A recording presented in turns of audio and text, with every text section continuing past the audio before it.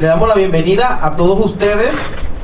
La Sociedad Molas de Panamá se siente muy orgullosa de tenerlos aquí a todos con salud, principalmente, donde estamos homenajeando a esas personas que han luchado contra el cáncer y que gracias a Dios Todopoderoso los tenemos aquí hoy en día. Muchas gracias por estar aquí. Conmigo se encuentra Miroslava Pradela, CEO de Therapy Connection, una experta que me está acompañando el día de hoy para dirigir esta hermosa velada. Así que muchas gracias por acompañarnos. Muchas gracias, muy buenas tardes. Aquí también nos acompaña, como por varios años ya, mi gran amigo, ¿verdad? Gran profesional, el señor Carlos Vargas, el cual es arquitecto y también diseñador de todas las carrozas que hemos tenido en Molas de Panamá, las cuales han sido premiadas y, bueno, adornan como siempre la Quinta Avenida. Muchas gracias. ¿Verdad? Que toma muchas horas y mucha dedicación. Así que si le damos un gran aplauso a nuestra presidenta Sociedad Molas de Panamá, la señora Betsy Fernández. Muy buenas tardes, le doy la bienvenida a todos ustedes por esta linda tarde que estamos comenzando a empezarla. Le doy gracias a Dios que ustedes nos pueden acompañar en el día de hoy y en el futuro también, y en esta linda parada que va a haber este año. Este año Molas de Panamá va a conmemorarlas a ustedes y va a dar una carroza espectacular para ustedes. For this cause that's very important, and yeah, I think it's going to be good. I'm glad that you guys decided to do this, because we need to know that we need to get checked as women. We need to examine ourselves. We need to go to the doctor, because, like they say, early detection is key. So but in my head, I felt like I already knew.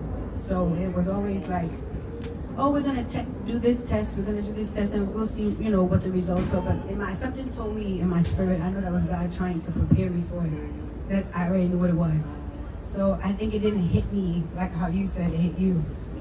And I think that when I got to my breast doctor, who my sister referred me to, she said, if you're gonna go to somebody, go to her. Tell me what I have to do. So I think that faith has given me the power to deal with it. I felt like it was harder for me to tell other people because they were falling apart and I was okay. Because I already knew that who I belong to, I know who is going to be my rock and my salvation, and I know all those things. So Thanksgiving, Christmas, January 8th come, I'm dying to meet this doctor. And when I walk in his office, he said, I've been waiting for you. I'm like, okay, I've been waiting for you. And he says, I saw your films and I see it, it's the size of a lemon, but I'm gonna tell you, you have options. I said, okay, lay it on me. He said, I'll remove the lump, but I see something that looks like the size of an olive. Before I remove the lump that you currently have, I want to check that out. And if that's anything, I'll remove the whole breast and we'll talk about reconstruction. I said, well, I have bees. If you can promise me some Cardi B's, we can work with it. He said, I got you. So we went on in February on the 18th, and now I get to the hospital, everybody's wearing masks. I'm like, what's going on here? He was like, oh, we're just, there's a precaution. They're talking about a pandemic. I'm like, to my best friend who was with me. Many moons ago. And so, be kind. And so all that happened, I took it as it was my turn. There's no one else in my family. I'm one of 14 children. There's no one else. And so doing good and being kind and nice to people, all those people came out and around me. My job did what they made sure I could leave and whatnot. But anyway.